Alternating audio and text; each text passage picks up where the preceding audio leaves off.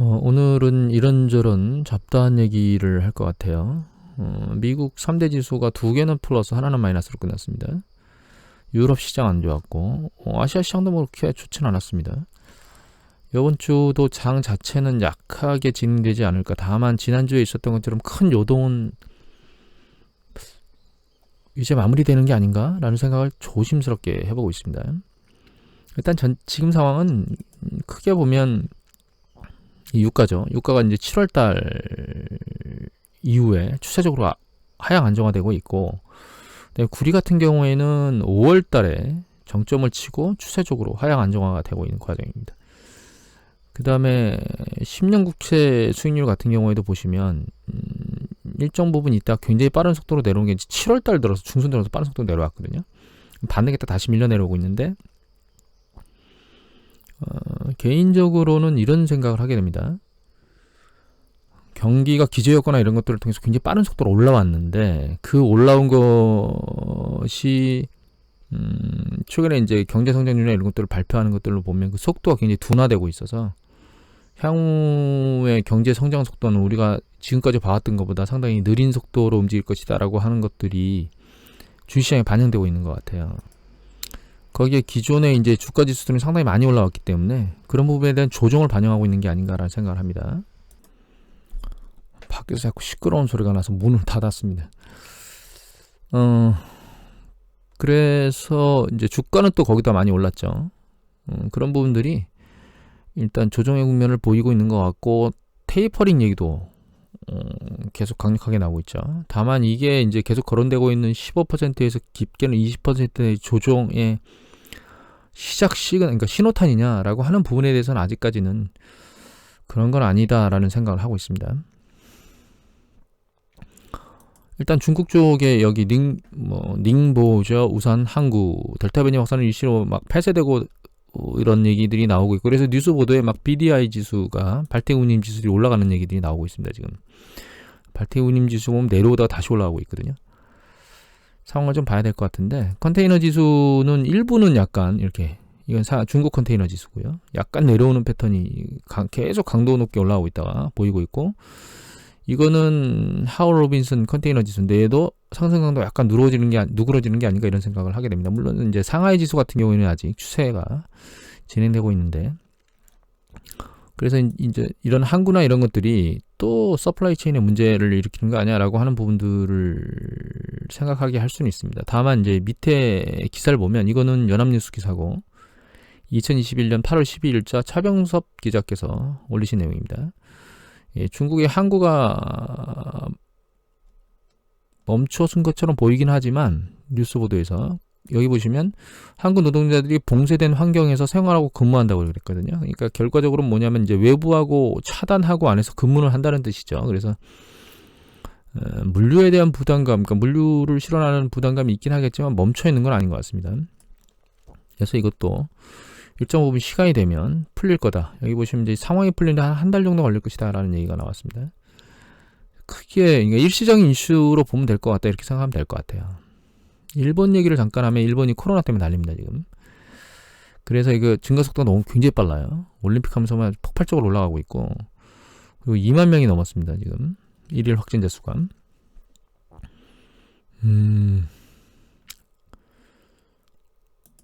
여기 보시면 일본이 역학조사마저도 중지하고 있는 것 같아요. 역학조사부터 중증 환자 등이 우선이라고 얘기를 하고 있으니까. 역학조사가 중단됐다는 얘기는 더 이상 확산세를 막을 수 있는 공공의 시스템이 붕괴됐다는 뜻이거든요. 그러니까 누군가 걸렸으면 우리나라처럼 뭐 누구 어디 가서 검사하세요 이렇게 얘기를 하거나 해야 되는데, 일본은 아날로그 국가잖아요. 특이하게도. 그래서 우리처럼 이런 시스템, 역학조사 시스템이 돼 있지 않는데 거기에다가 환자 수가까지 늘어나니까 도저히 불가능한 거죠. 그래서 결과적으로는 이런 상황으로 되는데, 이거는 답은 아주 단순합니다. 강력한 봉쇄 조치 외에는 이걸 해결할 수 있는 답이 없어요. 그래서 일본이 강력한 봉쇄 조치를 취하지 않을까 이렇게 생각을 하고 있습니다. 우리가 좀 생각해 봐야 될 거는 이건 것 같아요. 이게 이제 코로나 바이러스 백신 투여율인데 영국이 상당히 빠른 속도로 올라갔다가 이제 그러니까 마스크나 이런 것들을 프리를 가장 먼저 선언을 했었는데, 물론 이스라엘이 먼저 선언을 했었죠. 그런데 보시면 뭐 70% 여기 이스라엘이 안 보이네요. 이스라엘은 이것보다도 높은 수준까지 올라가 있던 걸로 기억하는데, 여하튼 이렇게 높은 수준에 있다 하더라도 문제는 얘가 그 완전한 과거로의 회귀가 안 된다는 거는 이미 드러나고 있는 것 같습니다. 그래서 지금은 백신을 먼저 맞았다, 뭐 상대적으로 덜하다, 이게 중요한 문제가 아니고, 결과적으로 이 상황이 최종적으로 좀 진정될 때까지, 지금 람다 변이가 그 남미 지역에서 발생했다고 얘기가 나왔었는데, 그게 이제 전 세계로, 여기 보시면 람다 변이가 처음 남미 지역에서 일어나고 있다가 남미 우세종이 든 게 이제 지금 전 세계로 다시 퍼지고 있잖아요. 그래서 결과적으로는 전 세계가 백신에 대해서 일정 수준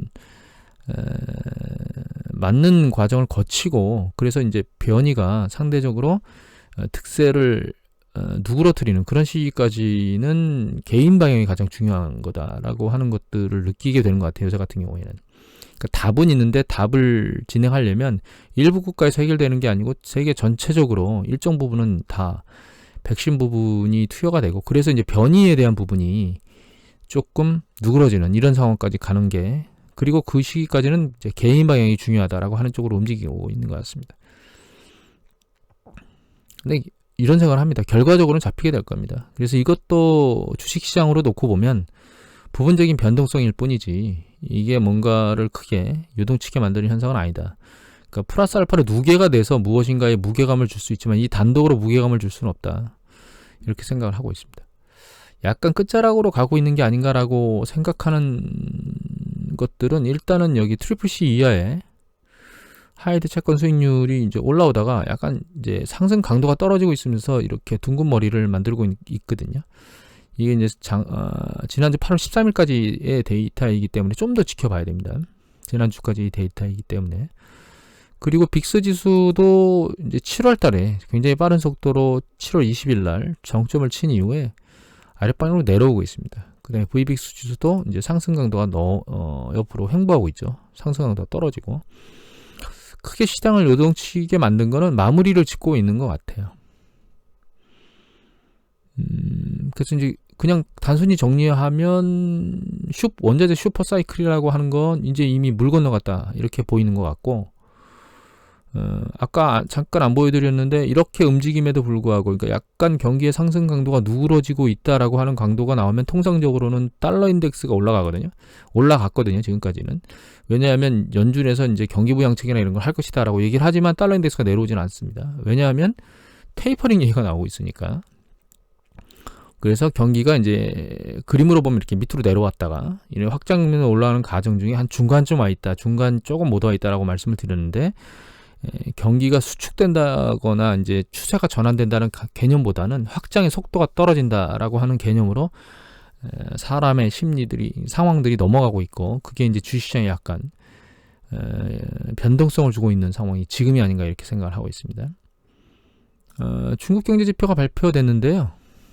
사실 중국에 대한 큰 얘기들이, 우려나 뭐 이런 PMI 지수가 이제 급격히 내려와서 이런 우려들의 얘기를 하고 있긴 한데, 저는 그렇게까지 우려는 하지 않아도 된다는 게 제 개인적인 생각입니다. 여기 보면 일단 그 고정자산 투자가 여기 10.3%로 높게 나온 것, 뭐 과거보다 높게 나온 것처럼 보이긴 하지만 전년도 대비이기 때문에, 전년도 같은 경우는 이 마이너스였었거든요. 8월 달에. 근데 여기 10%면 전년도에 투자하지 못한 수준 정도에서 늘어난 거기 때문에, 결과적으로는 이 후반부에 있는 이 한 4, 5%대, 높아야 한 6%대 정도의 상황밖에 안 된다. 그래서 중국이 계속 고정자산에 대한 투자를 줄여왔거든요. 과거하고는 이제 패턴이 바뀌어진 거죠. 정책적 패턴이. 그 패턴의 기조를 유지하고 있다라고 봐야 될 것 같고, 그리고 산업생산 같은 경우에는 보시면 여기 작년 8월 달에 수준이 그 이전도에 있었을 때와 비슷할 때예요. 그러니까 이 산업생산도 사실 이제 과거로 회귀했다, 이렇게 보시면 됩니다. 리테일 세일이 상대적으로 좀 약하긴 합니다. 얘가 이제 작년도에 안 팔린 거를 생각해 보면, 증가율이 낮았다는 걸 놓고 보면 이거보다 높은 수준을 유지하긴 해야 되는데, 그렇지 못하다는 점이 좀 아쉽기는 합니다. 다만 그렇다고 해도 다른 전체적인 상황으로 놓고 보면 그냥 과거로 회귀했다. 과거로. 그 정도가 답니다. 개인적으로는. 그래서 특별히 뭔가 그 심각하게 우리가 그 지금 현재 상황을 너무 심각하게 받아들여야 될 이유는 없습니다. 단순히 아까 말씀드렸던 성장 속도가 둔화된 것 때문에 그 기대감이 좀 누그러들었고, 거기에 주식시장 상당히 많이 올라왔는데 그것 때문에 조정을 받고 있는 거고, 그게 변동성으로 끝날 것이다 라고 하는 정도, 거기에다가 마이너스 20%까지의 큰 폭의 조정이 있겠느냐라고 하는 부분에 대해서는 아직까지는 좀 이르다. 다만 올해 안에 그런 일이 발생할 수 있지 않을까라고 하는 생각에 대해서는 아직도 가능하다 이렇게 생각하고 있습니다. 지금은 아닌 것 같다라는 생각을 현재로서는 하고 있습니다. 다른 쪽으로 좀 넘어가겠습니다. 하나 주식 관련된 얘기 하나만 더 하고 갈까요? 이거 한경 해외 라운지인데 미 교통조사국에서 조사를 받겠답니다. 테슬라가 이거 자율주행 때문에 계속 사고 나고 있는데, 그것 때문에 오토파일럿 때문에 조사를 받게 돼 있는데, 그것 때문에 이제 테슬라 주식이 4% 넘게 빠졌어요. 어제 오늘 새벽에. 추세로 놓고 보면 바닥을 찍고 머리를 들려고 계속 하고 있는데, 뭔가 계속 전고점을 뚫지 못하고 내려오게 만들고 있긴 합니다. 지지부진, 그러니까 올 상반기에 있었던, 올 초에 있었던 그 상승, 이 전고점을 뚫고 올라갈 수 있을지에 대해서는 지금 아직까지도 계속 저는 개인적으로 물음표를 찍고 있습니다. 테슬라에 긍정적인 게 있는가? 라고 하는 부분, 얘를 뚫을 만큼의 강력한 긍정적인 요소가 있는가? 라고 하는 부분에 대해서는 개인적으로 계속 부정적인 생각을 가지고 있습니다. 현재로서. 그리고 테이퍼링 얘기가 스물스물 올라와서 이제 11월에 시작된다는 얘기들이 나오고 있거든요. 11월에서 내년의 종반에 검토한다. 이게 이제 결과적으로는 잭슨홀에서 제롬 파월 연준 의장이 무엇인가 말이 나올 건데, 그 말에 귀를 기울이면 이 답이 나올 것 같아요. 주제하고는 이제 좀 다른 부분, 주제하고 다르다기보다는 그냥 좀 영역이 다른 영역으로 좀 넘어가서 말씀을 드리겠습니다. 이거는 뉴욕 연준 데이터인데요. 주택 관련된, 그러니까 가계대출 관련된 내용입니다. 그래서 이제 2위에 있는 게 주택대출 이외의 가계대출이고, 밑에 있는 게 이제 주택대출이거든요. 미국 같은 경우는 2013년도 초반에 저점을 찍고 주택 관련된 대출이 계속 늘어났습니다. 개인적으로는 이 증가 추세가 올해 혹은 늦으면 내년도 중반쯤에는 정점을 치고 내려올 거라고 생각하고 있고요. 주택 가격 상승률도 개인적으로는 올해 정점을 칠 거라고 보고 있습니다. 이유는 일단 과도하게 너무 많이 주택 가격이 상승했다는 점이 있고, 그다음에 코로나 팬데믹 때문에 이제 주택 가격 상승이나 이런 부분들이 사실은 외부 지역, 외곽 지역에서 올라가는 것들이 탄력을 줬는데, 이제 정상화되면서 그런 부분에 대한 그 수요나 이런 것들은 이제 멈춰질 가능성이 높다고 보고 있고, 그다음에 금리가 올라간다는 점, 이런 부분들이 이제 결과적으로는 주택담보대출의 증가 추세나, 혹은 주택 관련된 대출의 증가 추세나, 혹은 주택 가격의 이제 상승 탄력을 떨어뜨릴 거라고 생각하고 있습니다. 그래서 올해 정점을 치거나 내년 상반기에 정점을 치거나 늦으면 중반쯤에 그런 생각을 하고 있습니다. 개인적으로는. 우리나라도 이제 마찬가지입니다. 우리나라 그보다 좀 빨리 정점을 칠 거라고 생각하고 있습니다. 주택 가격이. 왜냐하면 정부가 정책을 공격적으로 계속 하고 있기 때문에. 그리고 주택담보대출, 주택 관련되지 않은 대출로 놓고 보면 이 학자금 대출 같은 학생 대출 있죠. 이런 학생 대출이 여기 보시면 글로벌 금융위기 이후에, 여기가 2008년도, 2009년도거든요. 글로벌 금융위기 이후에 폭발적으로 늘어나고 있습니다. 이거는 전 세계에 공통된 현상이에요. 전 세계가 글로벌 금융위기 이후에 중산층이 붕괴됐습니다. 상당히 많이. 왜냐하면은 그 글로벌 금융위기 자체가 금융상품과 관련된 위기였잖아요. 물론 주택 관련된 모기지 채권으로 인해서 발생한 건데, 그게 금융상품으로 만들어져서 만든 야기된 그 위험이었고, 그 금융상품 자체가 채권과 같은 비슷한 형태의 금융상품으로 이제 전 세계, 우리나라뿐만 아니라 전 세계로 퍼졌고, 아니 미국뿐만 아니라 전 세계로 퍼졌고, 그게 이제 중산층이 가지고 있던 자산에 큰 영향을 미쳤거든요. 붕괴시켰죠. 그런 것들이 이제 중산층을 붕괴시키게 만들었습니다, 사실.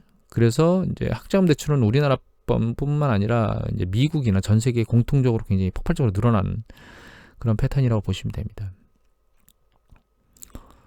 우리나라 젊은이뿐만 아니라 미국 젊은이도 힘들다는 뜻이죠. 학자금 대출이 이렇게 늘어난다는 뜻은 부모가 그 학자금 대출을 커버해 줄 수 있는 부분이 없다는 뜻이기 때문에. 그리고 90일 이상의 악선 연체율, 각 대출의 연체율로 놓고 보면 조금 눈여겨봐야 될 만한 건 추세가 이제 대부분은 다 아랫방향으로 내려오고 있는데, 여기 보면 신용카드 대출이 쭉 올라오고 있죠. 물론 추세가 전환돼서 이제 움직이고 있긴 합니다. 근데 이 추세가 올라간 게 이제 2016년도 한 하반기부터 신용카드 대출은 악성 대출이 늘어나고 있어요. 그러니까 이거는 우리가 신용카드를 쓰는 자체는 결과적으로는 이제 현금이 부족한 부분이 있는 사람들이 존재하겠죠. 물론 현금이 있으면서도 신용카드를 쓰고 다시 결제를 하는 그런 부분이 있겠지만 한계점에 도달한 사람들이 있을 거예요. 그런 사람들이 점점점 늘어나고 있는 패턴을 아직 단절시키지 못하고 있다, 이렇게 보아야 될 것 같아요. 그래서 이제 한계점에 몰려있는 그런 가구들이 일정 부분 계속 유지되고 있다라고 하는 부분을 이제 읽을 수 있는 게 아닌가, 이렇게 생각을 하게 됩니다. 마지막으로 전혀 뜬금없는 얘기이긴 한데, 감사원에서 나온 보고서 때문에 우리나라 현재 상황이나 이제 이 젊은 층이나 이런 사람들, 그러니까 우리나라를 일궈낸 고령층도 잘 서포트를 해야 되지만 젊은 층도 좀 잘 서포트를 해야 된다라고 하는 생각이 들어서 이 보고서안을 보면서 그런 생각이 들어 잠깐 마지막으로 말씀을 드리겠습니다. 그 인구 밀도가 2018년도를 보면 한국 같은 경우, 우리나라 같은 경우에, 서울 같은 경우에는 제곱킬로미터당 1600원은 폭발적으로 많고, 인천은 뭐 3분의 1 정도, 경기 전체로 놓고 보면 한 5분의 1 수준밖에 안 되거든요. 부산 같은 뭐 제2의 도시, 항구 도시, 인천이나 부산이나 뭐 거의 비슷해요, 사실. 비슷하다고 얘기하면 안 되겠네요. 그래서 이제 문제는 청년들이 수도권 거주비를 점점 올라오고 있습니다, 지금. 이게 중요한 게 뭐냐면, 너무 많은 사람들이 수도권으로 집중하고 있다는 뜻이거든요.